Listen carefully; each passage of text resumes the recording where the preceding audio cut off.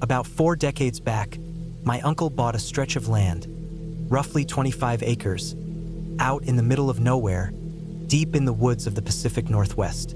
The trees there grew thick and towering, casting shadows that made the sky seem dim even on bright days.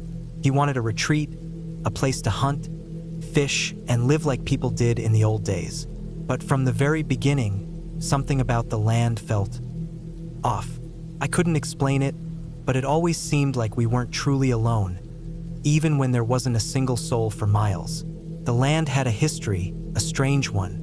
Before my uncle purchased it, it had been the site of an old logging camp, the kind of place where unsettling stories took root, tales of people vanishing and accidents happening far too often. My uncle brushed it all off as rumors, but I think deep down he sensed there was more to it. Even before the loggers came, the first settlers in the region had performed bizarre rituals there. My uncle once told me about finding old symbols carved into ancient trees and stones arranged in eerie circles, as if meant to either trap something inside or keep something out. Even the indigenous Salish people avoided that land. They had a name for it, the Place of Shadows. They knew better than to disturb whatever lingered there. Still, Uncle Jack was determined. He built a cabin with his own hands, a simple, weathered place that groaned whenever the wind picked up. He added a smokehouse and even put up a watchtower. But no matter how much work he put in, the land stayed wild, as if resisting him, as if it didn't want to be tamed. Whenever I wandered too far on my own, the air seemed to turn colder, and I'd get this deep, gnawing feeling in my gut, like unseen eyes were following me. I tried to shake it off, but some things refused to be ignored. The first time I realized something was truly wrong, I was just a kid, maybe 12 or 13. I was walking along an old game trail when I heard a soft whimper. At first, I thought it was our old dog, Buck, but Buck had been gone for over a year. Still, the sound was so familiar, so real. I turned, and there he was, or something that looked like him. He stood just beyond the tree line, half hidden in the shadows. But something was off. His fur was patchy, and his eyes, they weren't the warm brown I remembered. They were pale, almost glowing. He stared at me for what felt like forever, and I just stood there, frozen. Then, without a sound, he turned and disappeared into the trees. I ran back to the cabin, my heart slamming against my ribs. I told Uncle Jack what I saw, but he just chuckled and said the woods could play tricks on you. Maybe he was right, but I couldn't shake the feeling that what I had seen wasn't a trick. It was something else, something that didn't want us there. And as the years passed, the land only grew stranger. It never felt like it belonged to us. If anything, it felt like it was waiting, watching, reminding us that we were outsiders. By the winter of 2023, things had gotten worse. Uncle Jack and my cousin Sam spent most weekends on the property, trying to make it feel like home. But the land had other ideas. Every time they visited, something happened, as if the place was trying to drive them away. One morning, I remember them coming back into town, both looking unsettled. Sam wouldn't speak about it, but Uncle Jack eventually told me what they had found. Animal bones, laid out right in front of the cabin in a strange pattern, like a star with extra lines cutting through it. It looked too precise to be the work of animals. Uncle Jack tried to brush it off, muttering something about coyotes, but his voice lacked conviction. I could see the worry in his eyes. Then there were the scratches, deep, jagged marks along the cabin walls, like something had tried to claw its way inside. But they weren't the kind of scratches left by raccoons or even bears. These marks stretched up to the roof. Sam decided they needed to set up cameras to figure out what was going on. They put up a few motion-activated ones around the cabin, hoping to catch whatever was causing the disturbances. The next weekend, they checked the footage, expecting to see some kind of wild animal. But all they found was static, strange bursts of light, like the cameras had malfunctioned overnight. The most unsettling part? For just a brief second, there was something on the tape. A figure, tall, unnaturally thin, standing at the tree line. By the time they replayed the clip, it was gone. Uncle Jack tried to downplay it, but Sam was visibly shaken. He said it looked human, but not quite. Too tall, too slender. And the way it moved, it wasn't natural. That wasn't the worst of it. One night, Uncle Jack woke to the sound of scratching on the roof. He grabbed his flashlight and stepped outside. What he saw made his stomach churn. A fox hung from the branches above the cabin, placed there deliberately. Its wide-open eyes were frozen in terror. There wasn't a single mark on its body, like it had died of fear. That same night, the cameras went dead.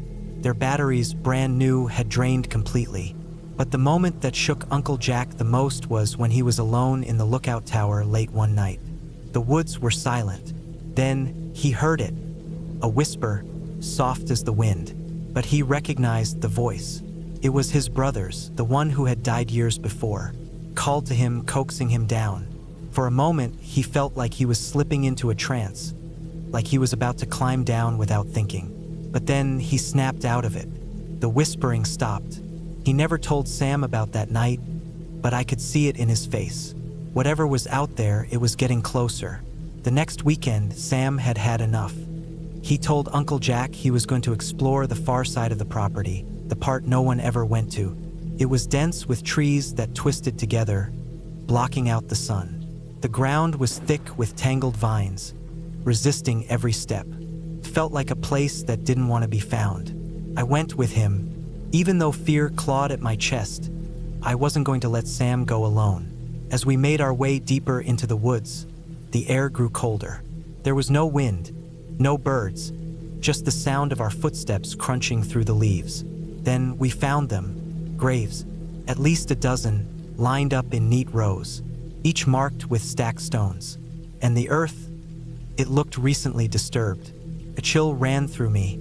We shouldn't be here. Sam must have felt it too, because he whispered, "We need to go." But neither of us moved.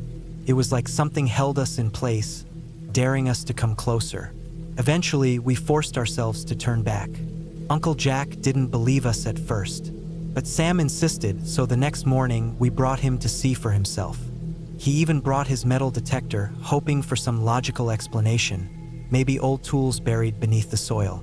But when he passed the detector over the graves, nothing happened. Not at first. Then, at the last grave, the one set apart from the rest, it started beeping wildly. Uncle Jack frowned, tried again. Same result. The air felt heavy, thick, harder to breathe. He wanted to dig. Sam and I begged him not to. Something about that place was wrong. Finally, he relented. We left the graves untouched and walked back in silence. After that, Uncle Jack stopped sleeping in the cabin, moving his camper closer to the road. Sam never went back. And honestly, I don't blame him. Whatever was out there, whatever lay beneath that earth, it didn't want us there. And now we knew better than to push our luck.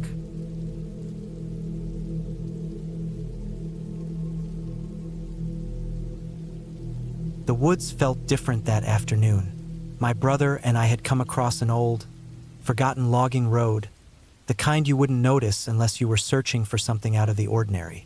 And that's exactly what we were. Two brothers looking for a little excitement, or at least something to break up the dullness of the day. The narrow path branching off the road was nearly swallowed by ferns and layers of fallen pine needles, but it seemed to call to us, waiting to be discovered. We joked, calling it a shortcut, the way brothers do when neither wants to admit they're unsettled. The deeper we walked, the more the temperature dropped. A strange chill settled into our bones, unnatural for early summer. I ignored how the towering trees seemed to loom over us, their branches sagging under thick curtains of moss. The trail twisted and wound through the dense forest, pulling us farther in than we realized. It felt like hours had passed when we finally stumbled upon something that made us stop. Clearing, small, ringed by ancient stones blanketed in thick green moss. They formed a perfect circle, an eerie, unnatural order in the midst of the wild, tangled woods. My brother chuckled about druids, but his laughter faded quickly into the heavy, stagnant air. There was no wind, no rustling leaves, no birdsong, just silence, thick and suffocating. We sat down, trying to shake off the unease, convincing ourselves it was all in our heads. As my brother rummaged through his backpack for water, I glanced around, and that's when it hit me, the feeling that we weren't alone. A shiver ran up my spine. I scanned the tree line, but there was nothing. Only deep shadows and gnarled trunks. My heartbeat quickened. I took a slow breath, telling myself it was just nerves. Then, as if the forest itself exhaled, the light shifted. It didn't dim gradually like a sunset. It vanished, instant and unnatural. The canopy above seemed to knit together, blotting out the sky. Shadows stretched, swallowing the stones, and the cold deepened, sharp against my skin. I turned to my brother, about to ask if he felt it too, but my words caught in my throat. He was gone. The spot where he had been sitting was empty. His backpack lay open on the ground, untouched. My chest tightened. I jumped to my feet, spinning in a slow circle, scanning the trees. "Josh!" I called, my voice strange in the silence. There was no echo, no answer, just a thick, swallowing quiet. My pulse pounded in my ears as I shouted his name again, louder this time, but it was as if the sound was being absorbed by the forest itself. Panic clawed at my gut as I stumbled toward the edge of the clearing, tripping over roots that seemed to reach for me. I crashed through branches, my voice breaking as I called for him again and again. The forest blurred around me, trees stretching impossibly high, their bark slick and black. Something was watching me, always just at the edge of my vision, moving as I moved. The further I went, the darker it got. The light faded until I could barely see my own hands. The path we had followed was gone, replaced by tangled roots and shifting stones. I shouted for Josh until my throat burned, my voice ragged. Then, just as suddenly as it had disappeared, the light returned, soft golden beams filtering through the canopy, dappling the ground in warmth. I blinked, dazed, my breath hitching, and then I saw him. Josh stood at the clearing's edge, pale-faced, eyes wide. He looked at me, lips slightly parted as if to speak, but no sound came. In that instant, I knew whatever had happened in that circle, whatever had taken him, we weren't alone anymore. Something had followed us. Something that wore the forest like a second skin. Something that had been watching. The woods felt different now, shifting under my feet. Shadows stretched longer than they should. Every direction looked the same. Tall skeletal trees weaving together, sealing us inside. I called for Josh again, but the sound barely left my lips before the silence swallowed it whole. My heartbeat thundered. I tripped over roots, my breath sharp in my chest. Then the whispers started, faint at first, like the wind through the leaves. But there was no wind. The voices grew louder, closer, until I could make out words. My name, called over and over from every direction. It was Josh's voice, but wrong, twisted, stretched into something unfamiliar. The sound slithered through the trees, drawing me forward. My legs ached, my lungs burned, but I followed, helpless against the pull. Branches snagged at my sleeves, scratching my skin as if trying to hold me back or guide me. Couldn't tell which. Time lost meaning. The forest twisted, paths branching endlessly, all unfamiliar. The deeper I went, the darker it became until the world was nothing but shifting shadows. Then I saw him again. Josh stood in another clearing, his back to me, his head bowed. My breath hitched. "Josh!" My voice barely above a whisper. He didn't move. I stepped closer, my pulse hammering. "Josh!" I called louder. Slowly, he turned. His face was pale, his eyes vacant. Relief flooded me until he spoke. The words that came from his lips weren't his. They were mine, warped, echoing back at me like a voice through a broken radio. The trees seemed to close in, the air turning thick and heavy. I took a step back, stomach twisting. I had to get out. Whatever was in these woods, whatever had taken my brother, it wasn't done with me. It had been toying with me, pulling me deeper, keeping me lost. I turned and ran. My legs barely carried me, my breath ragged. The branches clawed at me, the roots grasped at my feet, but I kept moving. The whispers faded, the darkness lifted, and then, suddenly, I burst from the trees. Sunlight blinded me. The air was fresh, crisp. I gasped, my chest heaving. And then I saw it, the car, parked at the edge of the dirt road. Josh stood beside it, his face pale, his eyes hollow. I blinked, disoriented. How had I ended up back at the car? It felt impossible, as if no time had passed at all. But it had. I could feel it. Josh stared at me, shaken. "Where were you?" His voice cracked. I thought you were gone." I opened my mouth, but how could I explain? How could I tell him about the whispers, the way the forest twisted around me? How could I describe the thing that had worn his face? The words wouldn't come. Instead, I just shook my head. "We have to go." Josh didn't argue. His hands fumbled with the keys, shaking as he unlocked the car. I glanced back at the tree line. Something shifted in the shadows, watching, waiting. A cold weight settled on my chest. "Don't look back," I whispered. Josh nodded, gripping the wheel tight as we sped away, the forest fading into the distance. The tension in the car was thick, our breaths shallow. I kept expecting to hear it, the whispers, but there was only silence. Heavy, knowing silence. When we finally reached home, we moved like sleepwalkers, exhausted, drained. But even inside, with the doors locked and the lights on, I couldn't shake the feeling that we weren't alone, that something had followed us, and that it wasn't done with us yet.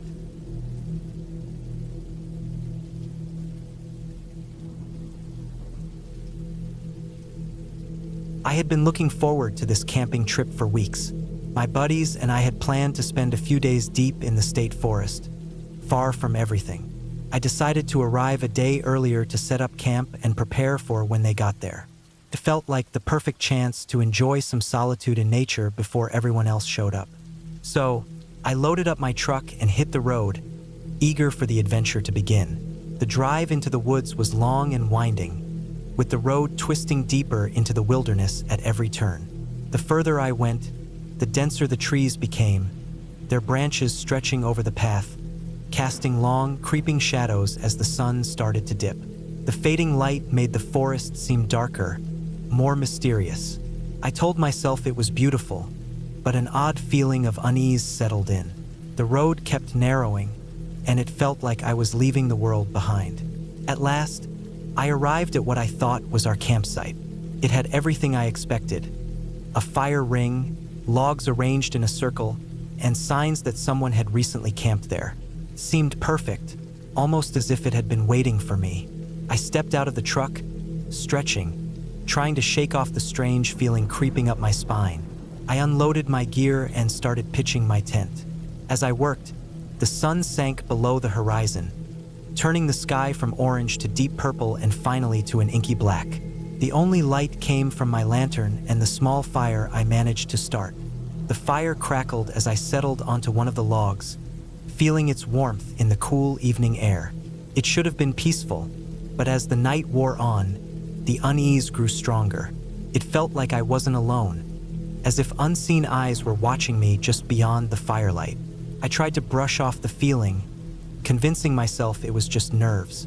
After all, being alone in the middle of the woods could make anyone's imagination run wild. But the sensation wouldn't fade. Every time a twig snapped or leaves rustled, my pulse jumped. I kept glancing into the darkness, straining to see if anything was there, but all I could make out were shifting shadows. Taking a deep breath, I told myself it was just the usual sounds of the forest. There was nothing there. Eventually, I decided to turn in for the night. I crawled into my tent, zipped it up tightly, and lay down, listening to the distant hoots of owls and the crackling embers of the fire outside. The night grew darker, thicker. I shut my eyes, but sleep didn't come easily.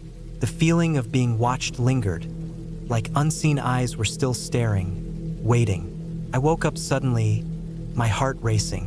First, I didn't know why. Then I heard it whispering. It was faint, like distant voices drifting through the trees. I held my breath, listening. The murmurs came from all around, impossible to pinpoint, the words indistinct. Men's voices, women's voices, low and urgent.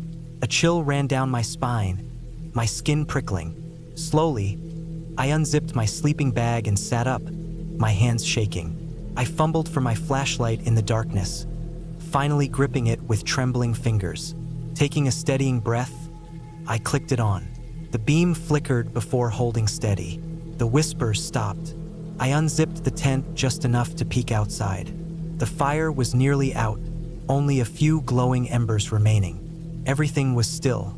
My eyes scanned the edge of the clearing, and that's when I saw them. Dark figures stood just beyond the fire's dying glow, barely visible against the blackness of the forest. 5 or 6 of them, maybe more. They didn't move. They just stood there watching. My chest tightened, my heartbeat pounding so hard it felt like it might burst. I wanted to scream, but no sound came out.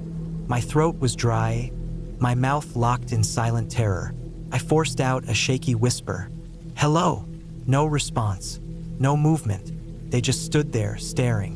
My hands trembled as I gripped the flashlight tighter. I shone the beam toward them.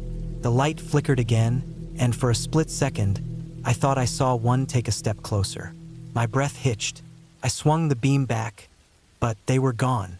The clearing was empty. I yanked the tent closed, zipping it up as fast as my shaking hands would allow. I clutched the flashlight like a lifeline, straining to hear anything, but the whispers didn't return. The silence was almost worse.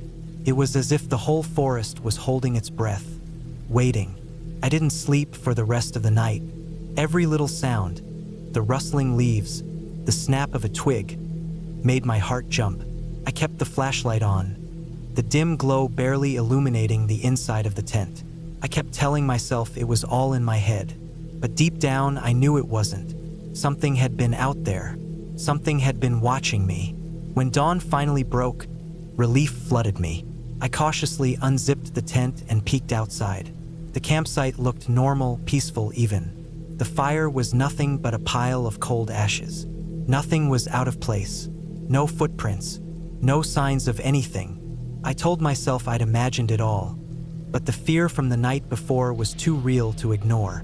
I packed my things as fast as I could, my hands still shaking. Every few moments, I glanced over my shoulder, half expecting to see those figures again. The forest felt different in the daylight, less intimidating, but I couldn't shake the lingering dread. I needed to get out. I was supposed to meet my friends that morning. I grabbed the map, scanning for the route to their campsite, and that's when I realized it. I had camped in the wrong spot. My stomach dropped. The site I was supposed to be at was miles away, deeper into the woods. I had spent the night alone in the wrong place. A shiver ran through me. Whose campsite had this been? And who or what had I seen? Panic surged through me.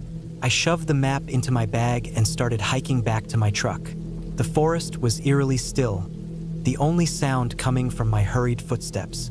Every snap of a branch, every rustle of leaves made my skin crawl.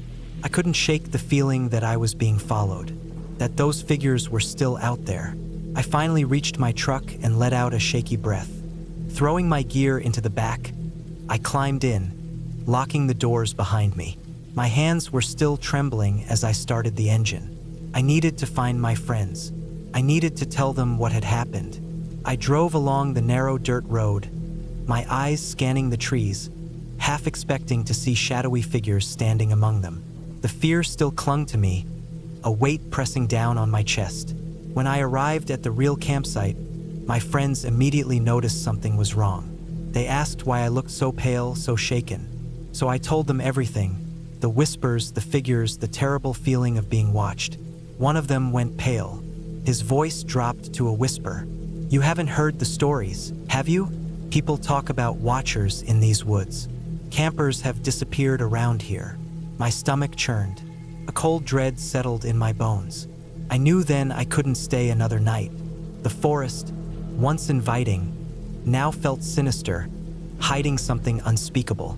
And as I left, I couldn't shake the feeling that I was still being watched, that somewhere, hidden in the trees, those figures were still there, waiting for their next visitor, waiting for someone who might not be as lucky as I had been.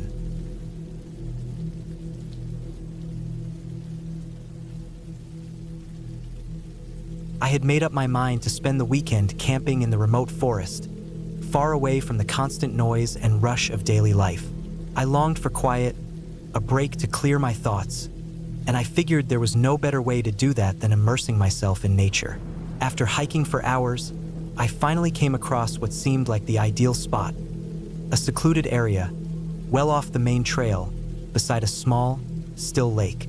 The sunlight glistened on the water, and the trees swayed softly in the gentle wind. It was peaceful, exactly what I needed. I spent the rest of the day setting up camp. I pitched my tent close to the lake, collected enough firewood to last through the night, and built a small fire pit. As the sun dipped below the horizon, a deep sense of satisfaction settled over me.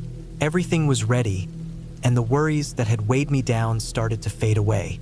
I sat by the fire, listening to the gentle crackling of the flames as they cast flickering shadows around me. I roasted a hot dog and ate it slowly, savoring the simple meal. As the sky darkened completely, stars began to appear, twinkling in the vast expanse above. I leaned back, letting the fire's warmth soothe me while the air around me grew cooler. The night was calm, almost magical. Just me, the lake, the trees, and the open sky. For the first time in a long while, I felt truly at ease. My mind grew quiet, and I slipped into a comfortable state of relaxation. But as I gazed into the shifting flames, an uneasy feeling washed over me. Just for a moment, I had the sense that I wasn't alone. My eyes flickered around, scanning the dark silhouettes of the trees, but I saw nothing out of place. I shook it off, telling myself it was just my nerves. It was my first night alone in the wilderness. A little anxiety was expected, right? I tossed another log onto the fire and tried to relax. Eventually, fatigue crept in, and I decided to call it a night. I carefully put out the fire, pouring water over the last glowing embers and watching them sizzle into darkness. I crawled into my tent, zipped it up securely behind me, and nestled into my sleeping bag. As I lay there, the sounds of the forest surrounded me. The soft croaking of frogs by the lake, the gentle rustling of leaves in the breeze, the distant hoot of an owl. Slowly, my eyelids grew heavy, and I drifted off to sleep. At some point in the night, I woke up suddenly. My heart was pounding, but I had no idea why. The air inside the tent was freezing, and I shivered as I sat up, straining to listen. The forest was silent, too silent. The comforting sounds that had lulled me to sleep were gone, replaced by an eerie, suffocating stillness. A chill ran down my spine. Something wasn't right. Cautiously, I unzipped the tent just enough to peek outside. My breath hitched. The campfire, which I had doused before bed, was burning again. The flames flickered and sent long, twisting shadows across the ground. I stared at it, my mind struggling to make sense of what I was seeing. I knew I had put it out. I remembered watching the embers die. So how was it burning again? My pulse hammered as I crawled out of the tent. The air was even colder now, and the silence pressed in from all directions. Something was off. My gear, my backpack, my boots, even the small pot I had used to heat water, looked like they had been moved. Not by much, just slightly, but enough for me to notice. My skin prickled with unease. I grabbed my flashlight, my hand trembling as I swept the beam across the trees. They stood eerily still, their branches unmoving in the windless night. But I couldn't shake the feeling that something was there, just beyond the edge of the light, watching, waiting. My gaze flicked to the lake, then to the shifting shadows beyond the fire. Nothing. I told myself it was exhaustion, that my mind was playing tricks on me. But deep down, I knew better. I turned back to my tent and froze. The zipper was halfway open. I knew I had sealed it completely when I crawled inside. I had heard the soft sound of it closing, but now it was open. My stomach twisted, and a wave of fear crashed over me. Someone had been here. Someone had unzipped my tent while I was sleeping. I stayed up the rest of the night, sitting by the fire, my eyes darting to every shadow, every flicker of movement. I kept the flames burning, adding wood whenever they began to die down, as if the light could somehow keep whatever was out there at bay. Every rustling leaf, every snapping twig sent my heart racing. My body ached from tension, but I didn't dare close my eyes. At dawn, When the first light touched the campsite, I finally moved. I stretched my stiff limbs, and that's when I saw them. Footprints, bare, deep imprints in the soft earth, circling my tent. My blood turned to ice. Whatever had been here last night had been pacing around me, watching me while I slept. Panic seized me. I needed to leave. Now, my hands shook as I packed up my gear, my gaze darting to the treeline. The usual morning chorus of birds and insects was absent. The silence was thick, oppressive, as if the whole forest was holding its breath. As I stuffed my sleeping bag into my pack, I heard it, a branch snapping behind me. My breath caught in my throat. I spun around, scanning the trees. Nothing, just the stillness, the shadows stretching long and dark between the trunks. My pulse thundered in my ears. I forced myself to keep packing, to move faster. Finally, my gear was secured. I hoisted my backpack onto my shoulders and took one last look at the site. The lake, the fire pit, the trees. It all looked so normal, but I knew better. Something had been there. Something was still there. I started walking, my legs unsteady, my eyes constantly scanning the woods. The further I went, the stronger the feeling became. The sensation of being watched. The trees seemed to lean in, their skeletal branches reaching.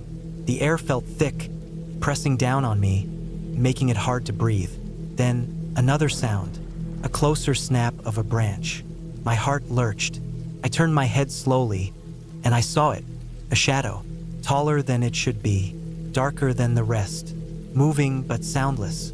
It blended with the trees, shifting like it was part of them. My stomach churned with terror. I turned and ran. My feet pounded against the forest floor, my backpack bouncing against me. I didn't care about the trail anymore. I just had to get away. The trees blurred past, the shadows twisting. The forest felt like it was closing in. I stumbled, crashing to the ground, pain searing through my knee. But I didn't stop. Couldn't. Finally, after what felt like an eternity, I saw it, the main trail. Relief surged through me. I stumbled onto it, my legs shaking. Against my better judgment, I glanced back, and there it was, the shadow, peering from behind a tree, watching. I bolted.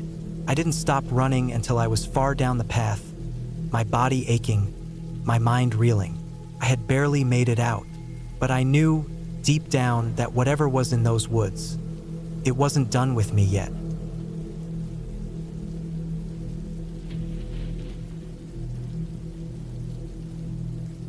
The hike began like any other, a spontaneous adventure with my girlfriend, Emily. We were tired of the usual trails and eager to explore something new. The late afternoon sunlight bathed the forest in a warm, golden hue, illuminating the leaves with shades of green and yellow. The air was fresh and crisp, filled with the sounds of birds and rustling leaves, making it feel like we were the only two people in the world. Our curiosity led us off the beaten path, eager to discover hidden corners of the woods. At first, it was thrilling, each step taking us deeper into the unknown. But it wasn't long before we stumbled upon something strange. At first glance, it looked like a tree stump, but as we approached, we realized it wasn't part of the forest at all. It was an old mannequin propped up against a tree, its plastic limbs covered in dirt and tangled with green moss. One arm was missing, and a weathered, floppy hat sat crookedly on its head. It looked absurd and out of place, making us both chuckle nervously. Maybe it was some sort of prank, a joke made by some bored teenager. We continued on, deeper into the forest, but soon our laughter faded. The air grew colder, and the trees seemed to tower over us, their twisted branches reaching toward each other as if whispering secrets. The shadows lengthened, swallowing the last rays of sunlight. The lively sounds of birds vanished, replaced by an eerie silence that sent a shiver down my spine. It felt as if the forest was watching us. We pushed through the thickening underbrush, eager to find something, anything, that would lead us back to the main trail. Then we saw it, another mannequin. This one was half buried under a pile of leaves, its face turned up to the sky, vacant and lifeless. Cold knot twisted in my stomach. This didn't feel like a prank anymore.